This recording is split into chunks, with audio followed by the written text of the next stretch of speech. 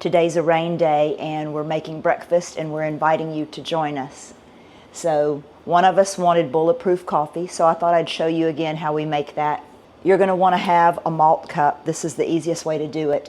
And you're going to pour in enough coffee to fit the mug. This is the mug we're using.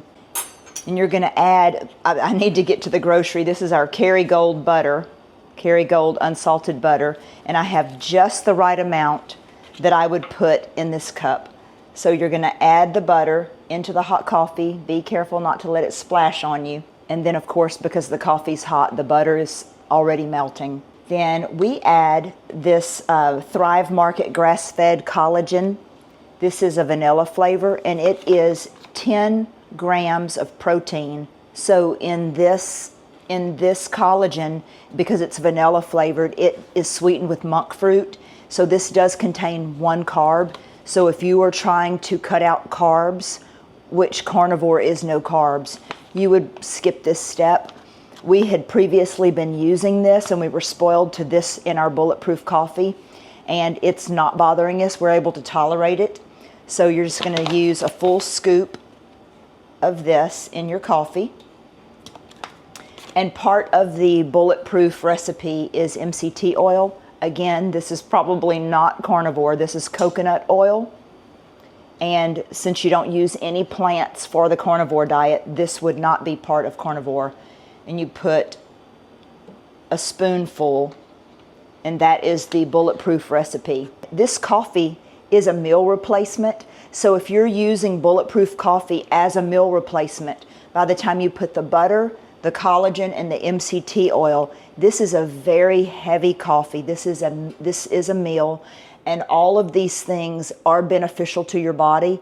But if you are on strict carnivore, you might not be able to tolerate this, adding these extra things in. For Bulletproof Coffee or for carnivore coffee, just simply adding a high quality butter to your coffee is a great choice. I love my KitchenAid mixer. And we're going to just pulse it and blend this up. All right. The smell of this coffee. We've been drinking this for so long. We've only been on carnivore for a little over 100 days, but we've been doing this coffee for about 10 years. So it is definitely a comfort thing for us. And it is so creamy and rich and thick. Yum.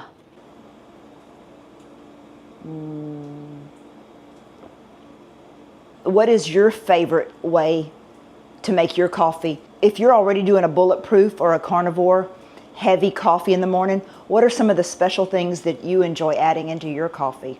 And hold on, I need one more sip. So just comment below on your favorite coffee brands, things that are not just regular grocery store brands. This bacon is from Sam's. We buy that very large restaurant box of bacon, and the bacon is so long. This is a very large skillet, and it doesn't even fit in the skillet. So I had gotten to where I was, let me turn this down, where I had cut the bacon in half because it was easier to cook, and Mike's like, "What have you done to my bacon? Don't cut the bacon." We're gonna have eggs and bacon this morning. I'm craving poached eggs, and Mike is gonna have fried eggs. I don't know how many of you make poached eggs, and it might seem harder than it really is. So the recommendation is to add a cup of vinegar and a cup of water, crack your eggs into that, and let it sit for a while. And it creates a barrier around the egg yolk to keep the egg together, so that when you drop it into the simmering water, your egg doesn't fall apart, like egg drop soup.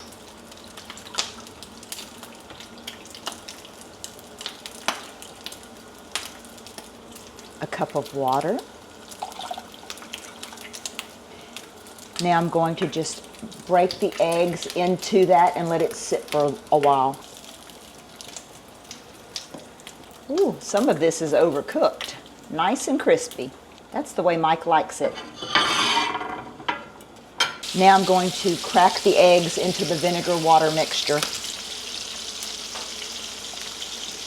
And you may not be able to see it but immediately it is creating a barrier around that membrane, around the yolk. I'm not quite sure what that's called.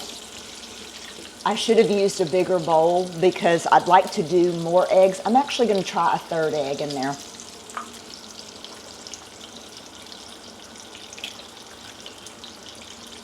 So if you can let this sit for 8 to 10 minutes and let it just create a barrier around the eggs will come out prettier. Okay, so my water has boiled. I'm going to turn that burner off, and then I'm going to carefully spoon in these eggs into the water that's just sitting there simmering. And so you might be wondering, are you going to be able to taste that vinegar in your eggs? And the answer is no. And I'm not going to scoop out the vinegar and put it into the pot that it's cooking in. I'm carefully pulling out just one egg, draining off as much of the liquid as possible, and then I'm going to set that into this water very carefully, trying to keep the egg as together as possible. Okay, so they say to do about 3 minutes, but I'm going to do 4 or 5 minutes because I don't like the yolk that runny. I forgot to turn on my air purifier. So to help with the smell of all of the food cooking in the house, we've always turned on our air purifier, and we've always loved the LEVOIT brand. And I found the tiny countertop one and just love having that right here in the kitchen. And it's tiny and it takes up less space than most appliances. So the thing that I love about this one though is it's got a small spot on the back that holds essential oil, and that's different than some of the other ones. I'm using the Clean the Air essential oil. I love this one. And you just drop a few drops directly on the pad, and then this slips back in here. And then I'm going to turn it on. Okay. I wish I would have thought of that 5 minutes ago. The eggs have been going about 3 minutes. I'm going to let them sit here a little bit longer. And now I'm going to do the fried eggs back here in the bacon grease. We have really enjoyed all of the comments from you guys. And the reason I'm doing this video is to just show you how simple we eat and to not stress out about it. Just make sure you're eating strict carnivore, eggs, bacon, steak, and you can't go wrong. Breakfast doesn't have to be complicated. And the most complicated part is if you're spoiled to dipping your toast in your poached eggs, you're just going to have to get over that. I don't know if you guys shop at Sam's and if you have seen the large box of eggs where you can get 15 dozen eggs, but we love that option.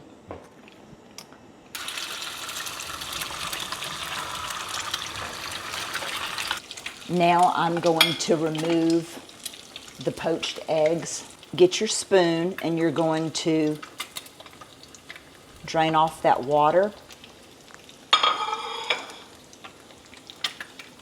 I like to use a towel and just hold it, a clean towel, and get all the extra liquid so it doesn't transfer to the plate. Does this look like what you're used to your poached eggs looking like? And how do y'all like to make your poached eggs? I know there's several different ways you can do the swirling water like a tornado. I've done that before. Oh, this one turned out terrible. That one is a poached egg fail. Ugly. Ugly. I can't even eat you. Yuck. Okay, these eggs here, they are way overcooked for me, but this is how Kate loves her eggs. Very crispy. I actually think I was neglecting them as I was trying to remove the poached eggs. It worked out perfect. But it worked out perfect. Okay. Okay, so pro tip, if you're trying to get a little extra fat Mike likes to put a butter pat under each egg to increase his fat. What I do is I transfer the egg directly on that butter pat and it starts melting that butter.